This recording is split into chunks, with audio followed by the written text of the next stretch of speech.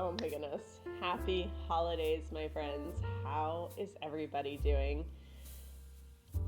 It has been a little while since I last did a vlog, and I was really hoping to make it through all of November and all of December with daily vlogs and updates with Nano and Vlogmas, but life had other plans, and I am okay with not doing it this year. I wanted to give you guys a little update and talk about how Nano went.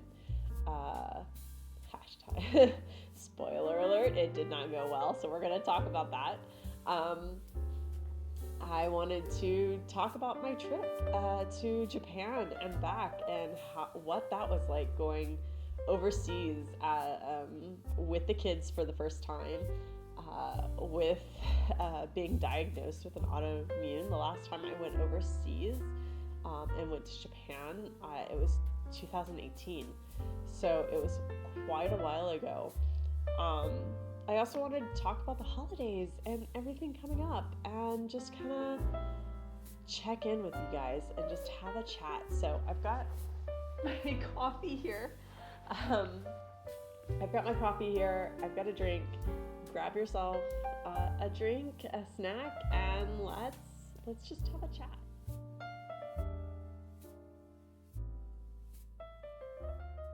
Let's start back with November and how crazy it was. I was really hoping to manage to do daily vlogs in November, and I think I made it up to us arriving in Japan. And I always forget. I think I've done this before. I think I did this in 2018 on my last trip, one of my last trips to Japan as well, where I wanted to vlog daily, or at least vlog about our experiences. And I know last time, back in 2018, the barrier to me vlogging was I was vlogging with a different camera, an actual I think I had a little Canon PowerShot, and then I would have to transfer the video to my laptop, and then I would have to get my laptop to edit my videos. And my laptop was not very powerful then, and even now it's like it's it's great for browsing the web, but anything past that and it sounds like a airplane taking off. So I don't use it for much besides word processing and browsing the web. So I thought this time around, being able to do daily vlogs and having it, I do everything vlogging wise through my phone. So I have a Google Pixel Pro 7. And I have the past year have been vlogging with my phone. Like all my videos I usually take with my phone. I edit with InShot on my phone, with the occasional video being edited on my desktop with was it Adobe Premiere, I guess it's called. I've done one or two on my desktop, but for the most part, I do everything through my phone. So I thought I would have it like down pat. I would film all day, and then edit something together in the evenings, and then, be able to upload it and maybe be a day off schedule. But for the other part, have something to show you guys about our trip to Japan and how I was coping and everything. That did not work as well as I had planned it to work, because I just found that by the time we were just going and going and going throughout the day, that by the time we got back to our Airbnb, I got the kids settled and in bed, and I would get in bed and I would just crash.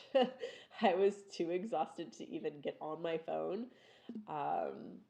And then the next day we'd just be up and going again. There was just very little downtime. And the little downtime we did have, we spent working on the kids' schoolwork so that they wouldn't get too behind while we were gone. So yeah, I just did not expect uh, that level of on the go. I think that was probably the busiest trip to Japan that I have ever done. Um, we did something every day, whereas before we took it, I think this may have been with the kids because uh, if we were at the Airbnb and just chilling too long, they would start to kind of get loud, and it's just not a good thing in Japan. I didn't want to be the loud Americans, so we just constantly were going out and doing things. Um, so I had very little downtime, which leads me to kind of how I was feeling in Japan. The trip was just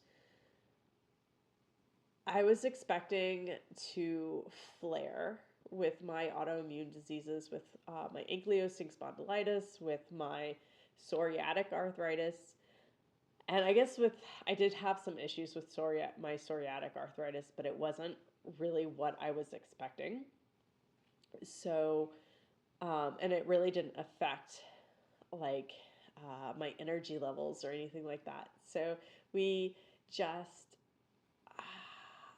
it was just so surreal and different being overseas.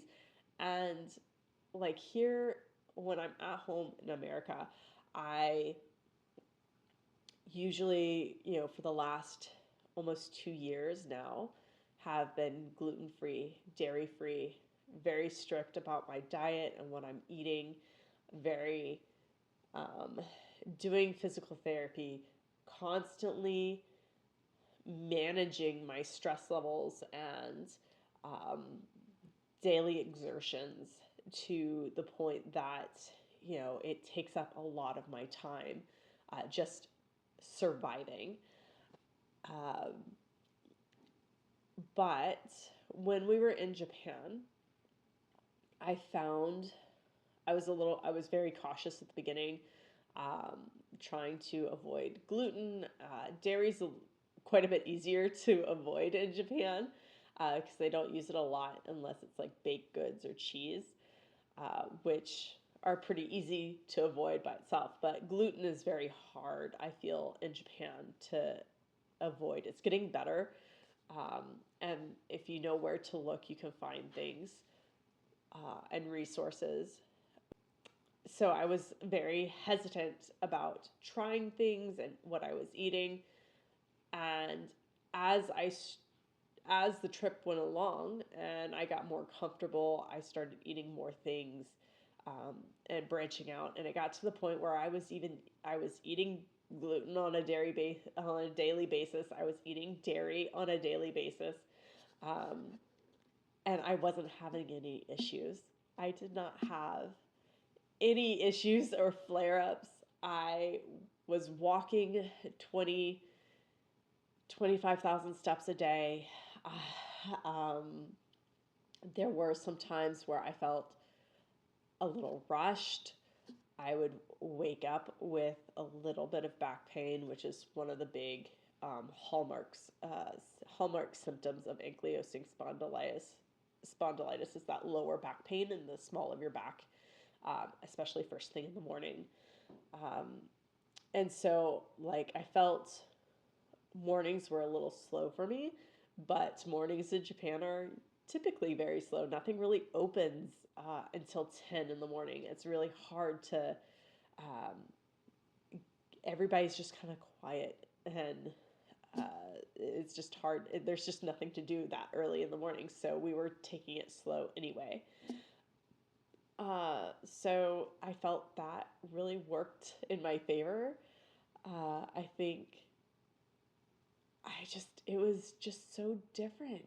And I felt like when we got to the end of the trip, I didn't want to leave. I wasn't ready to leave. There was only two things that two or three things that I kind of missed and wanted by the end of the trip. Whereas in the past, by a week and a half, I'm missing the kids. I'm ready to be home in my house with my things. And this trip, I was like, there was, I was missing just some downtime, some time to relax and kind of do my own thing and have some like me time, which I did not get this trip, which is okay. It's okay. But the only other thing I was really missing, besides like my parents and listening and talking with my family, was our dojo and our dojo friends and just that training movement and like I guess just the martial arts part of it. Um, so the fact that I felt like I wasn't ready to leave, I take as a good thing. NaNoWriMo for me did not go so well this year. And I think that it just kind of ties into how busy it was at the beginning of the month. I was not expecting the level of admin and municipal liaison tasks and happenings that went on this year, whereas in the past it's been very low key. Once November hits, it's really just kind of focusing about interacting with our with my regional writers and writing my own novel. Whereas this year, there's a lot more going on the back end of Nano, and I adding that on top of getting ready for our trip and then being on the trip and then everything else. It was too much. So Nano, unfortunately, like my novel suffered because of that. So I was able to write about 10,000 words in November. And I think at some point at the beginning of the month, I even stopped updating my word count on the Nano site. So it was just really hard to keep up with everything. So after coming back from Japan, I did some Nano things, but then I've kind of just been focusing on recovering from the trip, the jet lag, um, whatever crud my kids brought home the first week we were back. So I'm sorry if I sound a little stuffed up. I can't really tell. My sinuses have been really badly clogged and whatnot. Um, so the last few weeks, I guess it's been about a month since I really wrote anything. And I'm finding that kind of difficult to handle. It's like I keep thinking about my story in the back of my mind, but I've not sat down to write. I have not figured out what I want to send to my critique partner in a few weeks when we start back up again. I kind of feel like I'm in this limbo, but at the same time, I'm kind of stuck with this resistance to finding that time to write. There's so much going on with the holidays, and I think I just want to focus on taking it slow. So I guess that brings me to December plans. We are almost halfway through the month of December, which is wild. Christmas is in less than 2 weeks, and I don't know. That's the hard part. It's like I don't know what this new year is going to bring. So I feel like I've kind of gotten into a little hermit mode, and I think this is just part of me. One, this time of year, I always kind of feel like hunkering down and focusing on the family and our holiday traditions and stuff like that.